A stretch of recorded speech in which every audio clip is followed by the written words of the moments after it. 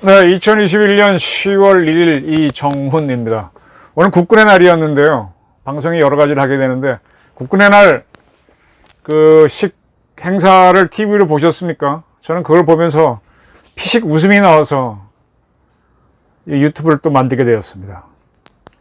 오늘의 제목은 영화가 아니라 작계를 보여준, 작전 계획을 보여준 국군의 날 행사, 그리고 문재인 정권은 북한을 경멸하겠다면서 종전선언을 하자고 하니 이게 무슨 소리냐, 좀 저는 하나 모순점을 발견해서 이렇게 방송을 하게 됐습니다.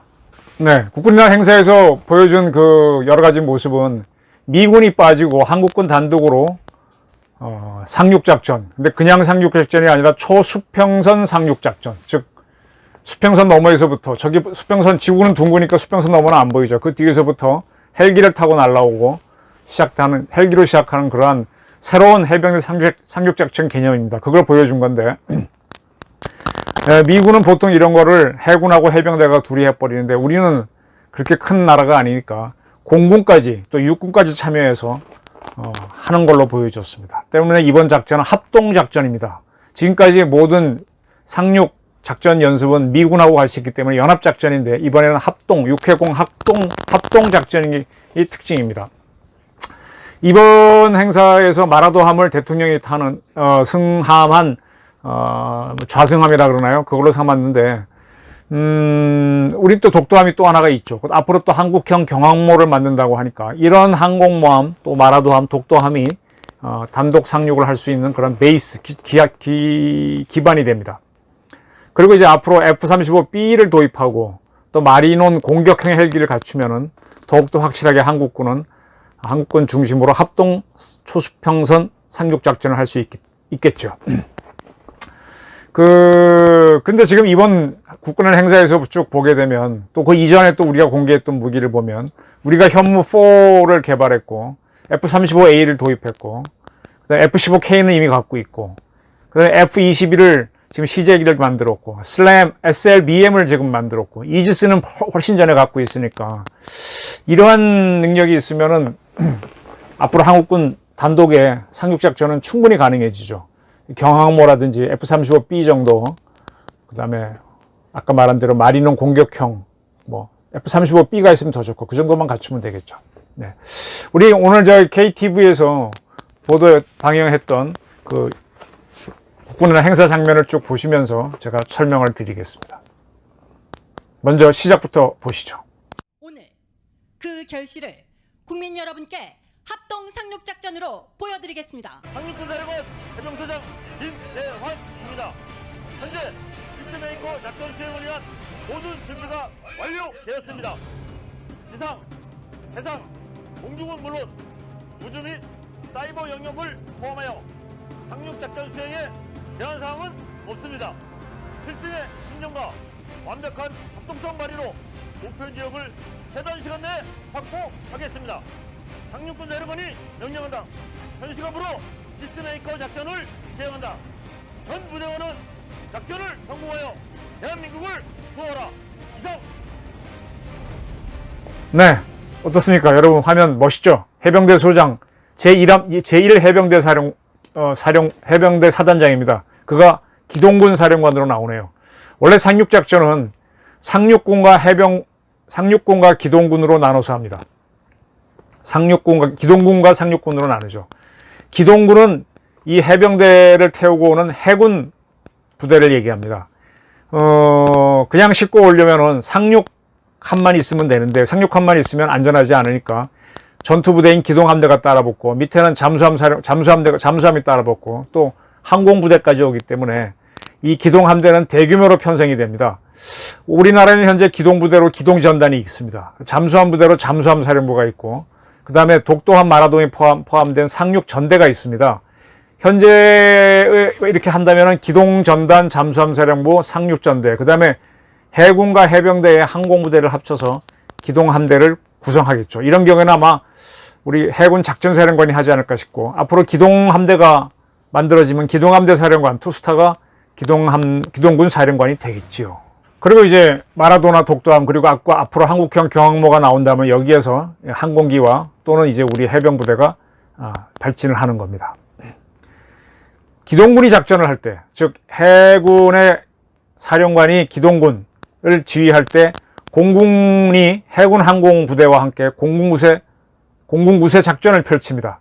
그것이 완료되면은 아까 금방 화면에 보신 것처럼 우리나라에서는 해병대 1사단, 해병대 2사단은 청룡인데 청룡은 자기네 전선이 있기 때문에 상륙군으로 쓰지 못하고 고정된 방어선이 없는 포항에 있는 해병대 1사단이 상륙군이 돼서 작전에 들어가는 겁니다. 제일 먼저 보여주는 것이 아나시스2 군 통신 위성입니다. 한번 보시죠. 네, 어떠십니까? 우리나라가 군사통신 위성 갖고 있는 거 아시는 분 별로 없죠? 아나시스란 말은 Army, Navy, Air Force Satellite Information System의 출각어로 저는 알고 있습니다. 아미의 A, 해군의 Navy, 다시 공군의 A, Satellite S, 그 다음에 SIS 이렇게 되는 거죠. 네. 그러니까 육해 공군 위성 통신 시스템 그걸 머리끝 짰던 겁니다. 이 위성은요, 지구로 올라가는 인공위성이 두 종류가 있어요. 낮게 뜨는 건 적어도 위성인데, 그럼 지구에 인력이 작용하기 때문에 떨어지지 않으려면 지구를 뺑뺑 돌아야 됩니다. 되게 남북극으로 돌기 때문에, 남북으로 돌거든요. 북극에서 남극으로. 따라서 이 위성은 대한민국 상공에 항상 떠 있을 수가 없어요. 그 낮게 뜨기 때문에 정찰하는 데 굉장히 좋습니다. 근데 한 68,000km까지인가 굉장히 올라가면 지구의 인력이 약해지기 때문에 지구로 추락하지 않습니다. 돌 필요가 없어요. 따라서 딱 지구랑 똑같이 돌아갑니다. 이렇게. 그래서 이제 대한민국 상공에 딱 떠 있으면 대한민국과 똑같이 자전을 하니까 항상 우리 상공에 있으니까 여기서 전파를 쏴서 튕겨 나오면은 통신을 할 수 있고 방송을 들을 수 있죠. 아나시스2가 바로 그런 위성입니다. 정지 위성이고요. 작년 7월 21일 미국의 그 유명한 스페이스 X사의 팔콘 9 발사체로 띄워 올렸습니다. 지금 한 1년 정도 지난 그런 위성으로 보시면 됩니다. 이 위성 덕택에 대한민국은 세계에서 10번째로 군사용 통신 위성을 가진 나라가 됐습니다. 네, 글로벌 호크가 나왔죠. 고고도 무인 정찰기라고 불리는 거죠. 이 과거에는 미국의 유인 정찰기 U2가 고공에서 적진을 관찰했는데 지금은 이 글로벌 호크 무인기로 하죠. 그리고 이제 광학 레이더로 찍는 게 아니라 SAR, 이게 뭡니까? 전파를 빵 쏘면 전파가 튀어 올라오면 그거 가지고 지상에 있는 물체를 확인하는 거죠. 옛날에는 이제 밤이 되거나 구름이 끼어 있으면 카메라로 못 찍었는데 SAR로 찍으면 다 찍을 수 있죠. 현재 한국군은 4대를 구입했습니다. 그리고 중고도 무인 정찰기를 현재 개발하고 있죠. 글로벌 호크보다 좀 작은 거 개발하고 있습니다. 글로벌 호크를 보여준 거는 그냥 공군 전력이라 보여준 거고 초수평선 상륙작전하고는 조금 거리가 있습니다. 네. 육해공군 특수부대가 먼저 상륙하는 장면을 보여줬는데 사실은 전쟁이 일어난다고 확신을 하게 되면은 D-Day 전에 D-Day-7일 정도쯤에 육해공군 특수부대가 갖가지 방법으로 북한 전역으로 침투합니다. 육군의 특수전사령부 스페셜 오퍼레이션 포스인가요? 우리 한국군 SOF, 그 다음에 해군의 UDT, 공군의 CST 이런 부대들이 쫙 적지에 들어가서 어디에 북한에 숨겨놓은 표적이 있는지를 확인해 줍니다. 그 무전으로 때리면은 D-Day 첫날 우리 공군기들이 와서 박살을 냅니다. 북한의 미사일지도 확인하고요. 네. 그래서 육해공 특수부대가 들어간 건 사실은 이번에 초수평선 상륙작전하고 무관한 건데 일단은 보여줬습니다. 네, 이 작전 보십시오. 대규모 공격 편대군 작전을 하기 직전에 우리가 굉장히 많은 비행기가 적지로 날아가면 적도 대항을 할 거 아닙니까? 그러면 적기가 어떻게 움직이는지 샅샅이 보기 위해서 천리안이라고 할 수 있는 피스아이 경보기를 띄웁니다. 근데 이 피스아이는 방어 수단이 있기 때문에 KF-16을 같이 띄워서 엄호를 해줍니다.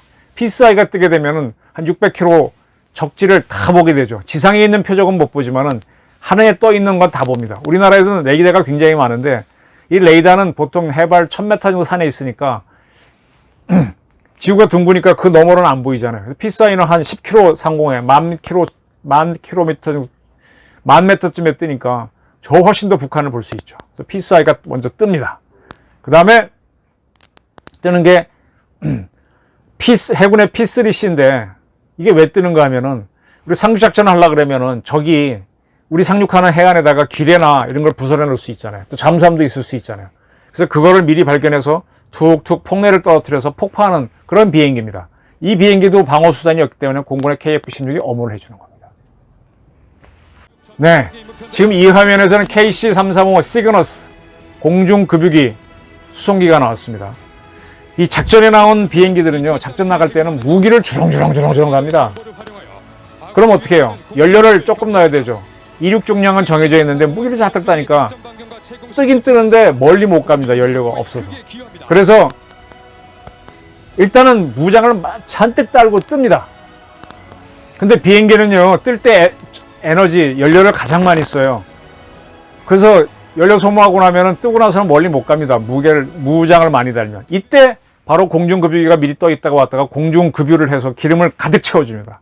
그러면 굉장히 멀리 날아가는 겁니다. 그래서 KC-335가 공중작전을 할 때는 먼저 떠서 공중에서 기름 넣어주려고 하늘 주유소로 떠 있는 겁니다. 그렇게 떠 있으면은요, 그러면 이제 전투 초계 임무 편대가 떠오릅니다. 이건 뭔가 하면 육군 부대가 작전할 때 본대 앞에서 정찰대가 들어가죠. 육군 사단에서는 수색대, 육군 군단에서는 특공연대인가요? 그런 부대들이 앞에서 쫙 정찰을 해주죠. 그런 것처럼 대규모 공군이 들어갈 때는 전투 초계 임무 편대가 앞에 들어가면서 적기를 발견하면 먼저 제거해 줍니다. 보통 그거는 KF-16하고 지금 아까 화면 보신 것처럼 F-15K가 담당합니다. 이 화면은 RF-16 정찰기가 이제 상륙할 지역의 지형을 정밀하게 촬영하는 사진입니다. RF-16은 KF-16 전투기에다가 거기 폭탄을 주렁주렁 다는 게 아니라 카메라를 주렁주렁 다는 겁니다. 그 카메라가 굉장히 초정밀이에요. 휙 지나가면 다 찍어요. 그걸로 쫙 적지를 찍어주는 겁니다. 찍은 거는 바로 실시간으로 해병대가 받아보니까 아 이렇구나 하고 알고 상륙하는 거죠. 이 비행기가 아까 위로 쫙 올라가고 플라이어를 터뜨리는 거는 다 찍고 도망 나올 때 적기가 또는 적군이 미사일 쏘면은 그걸 회피해서 도망 나오는 그런 장면. 네, 이것은 바로 설명 나왔지만은 핵심 목표를 정밀 타격하는 대규모 공격 편대군의 공격입니다. 이거는 공군 작전의 꽃인데요. 패키지 스트라이크라 그러나 스트라이크 패키지라 하나 저도 맨날 헷갈리는데 공군기들이 쫙 떠가지고 맨 앞에는 제공기가 붙어서 적기가 오면 다 때려 부시고요. 적기가 추락되면은 그 다음에 쫙 따라가는 비행기는 지상에 있는 표적을 때리는 전폭기입니다. 표적은 지상을 탁 때리면서 그때 이제 피사이가 딱 떠갖고 적기가 오는지 봐주고 완전 그냥 작살내는 겁니다. 이러한 작전에는 제일 앞에 가는 거는 보이지 않는 전투기가 필요하니까 F-35A가 뜨는 겁니다. F-35A가 떠서 날아갔죠. 그리고 F-35A는 몸이 똥똥해서 기름을 많이 실어요. 완전 스텔스니까 싹 가서 적 지휘부를 박살낼 수 있습니다. 근데 앞으로 한국 공군이 F-35B를 하라고 하잖아요. F-35B 수직 이착륙기. 그게 도입되고 한국 해군이 경항모를 건조하면은 F-35B도 투입될 수 있을 겁니다. F-35B하고 A가 투입될 수 있습니다. 그 다음에 KF-16은 지상에 있는 표적을 없애는 작전을 합니다. 현재 한국은 F-21이라고 하는 보라매라고 하는 F-16이 있는 전투기 개발하고 있으니까 앞으로는 F-21이 참여하겠죠. 그래서 FA-50 우리 국산 전투기인데 이게 GPS 유도폭탄, GPS가 딱 잡아주면 폭탄이 떨어뜨리면 그냥 자유낙하하는 게 아니라 날개에서 쭉 날아가면서 그 표적을 맞춰버립니다. 그리고 F-15K하고 팬텀 F4가 동원되는데 이 두 비행기는요 워낙 많은 무기 폭탄을 달 수 있으니까 표적을 아주 막 무지무지하게 박살낼 수 있습니다. 네, 그런 작전을 하는 게 스트라이크 패키지 대규모 편대군 공격입니다. 사실은 해병대가 초수평 작전할 때는 이 정도 스트라이크 패키지는 필요 없는데 국군에 나니까 보여준 겁니다. 근데 이렇게 때려놓고 나서 해병대가 상륙하면 너무너무 좋죠. 네. 대규모 공격 편대 공격으로 확보한 공중 우세를 유지하기 위해서 F-15K를 투입합니다. 이미 북한 전역은 공국이 다 잡았어요. 근데 우리 해병대 들어가려고 하니까 F-15K를 넣어서 쫙 적기가 있으면 잡아버리고 그리고 난 다음에 드디어 상륙을 합니다. 아까 상륙군 사령관이 작전 지시했는데 영화 채널A에서 했던 강철부대 처음 만들 때 저랑 조금 상의를 했던 기억이 나는데 어쨌든 거기에 해병 특수수색대가 나옵니다. 그 부대가 제일 먼저 들어갑니다. 들어가서 물속에 있는 귀래라든지 폭래 같은 게 있으면 제거하는 그런 작업을 합니다. 네, 그 다음 장면이 바로 KA-AV 상륙 돌격 장갑차들이 마구 적진으로 달려가는 겁니다. 이건 어느 정도 철판이니까 총탄을 막을 수 있죠. 포는 안 되지만 제일 앞장서는 겁니다. 네, 그 다음에 육군의 아파치 공격 헬기가 떠서 적 해안에 있는 적군을 경멸하는 장면입니다. 미 해병대는 공격 헬기로 코브라를 쓰는데 한국 해병대는 아직 공격 헬기가 없으니까 육군이 갖고 있는 공격 헬기인 아파치로 적진을 쓰는 모습 보여줍니다. 이거는 수평선 장격전 할 때 할 수도 있고 안 할 수도 있습니다. 그리고 나서 공업보트를 탄 IBS를 탄 해병대 보병부대가 발진해서 해안으로 달려갑니다. 짧게 보여주시고요. 그 다음에 이제 수리온, 블랙호크, 치누크, 마리논, 이게 다 기동 헬기, 사람과 장비를 싣는 그런 헬기거든요. 거기에서 공중 강습부대를 싣고 적 해안으로 날아갑니다. 근데 지금 해병대에는 마리논 헬기밖에 없거든요. 그러니까 헬기가 모자라서 세계에서 가장 많은 헬기는 미군이고요. 그 다음 한국군입니다. 두 번째로 많은 한국 육군이 블랙호크, 치누크, 수리온을 참여시켜서 같이 작전을 해줬습니다. 네, 이 기동 헬기에서 공중과습하는 해병대는 우리 해병대가 이제 상륙작전 하게 되면 인민군도 막 증원부대 보낼 거 아닙니까? 증원부대를 차단하는 작전을 합니다. 장원 끝나고 나면 거꾸로 해안으로 쳐들어와서 뒤에서 쳐들어와서 해안에 있는 적군을 경멸시킵니다. 우리 상륙한 부대와 함께. 네, 현재 한국은 공기부양정을 국산화해서 솔개2를 갖고 있습니다. 지금 화면에서는 한국형 차륜 장갑차가 이게 무한궤도로 가는 게 있고 자동차처럼 바퀴가 있는 게 있잖아요. 바퀴 장갑차인 K808 두 대를 싣고 가는 장면이었어요. 이걸 안 싣는다면 K9 자주포 한 대나 우리 K2 흑괴전차 한 대를 실을 수 있죠. 이때부터는 이제 본격적으로 중장비, 기동 장비를 하역하는 겁니다. 자, 이렇게 해병대 부대들이 해안에 상륙할 때는 그 아파치 공격 헬기가 계속 공중에서 엄호를 해줍니다. 그리고 나서 이제 상륙, 돌격, 장갑차, IBS 등이 쭉 상륙을 하는 겁니다. 네, 이렇게 해서 해병대 상륙부대가 상륙해서 적진을 점령하고 태극기 올리면 작전이 완료됩니다. 근데 이것까지는 이제 국군의 날에서 보여준 거고 그 다음부터가 더 재밌는 거예요. 그 다음부터 해병대 1사단은 어디로 상륙하는지는 비밀입니다. 이때부터는 내륙으로 평양을 향해서 돌진합니다. 마리논과 해병대형 공격 헬기 현재는 없는데 현재 마리논 무장형을 우리가 만들고 있어요. 한국 항공에서 카이에서. 그리고 F-35B를 도입하자 그러는데 이 마리논 무장형하고 마리논하고 F-35B를 갖추면 이런 항공기를 갖고 해병대 1사단이 적진으로 계속 내륙에서 해안에서 내륙으로 쳐들어가는 겁니다. 인민군을 부시는 거죠.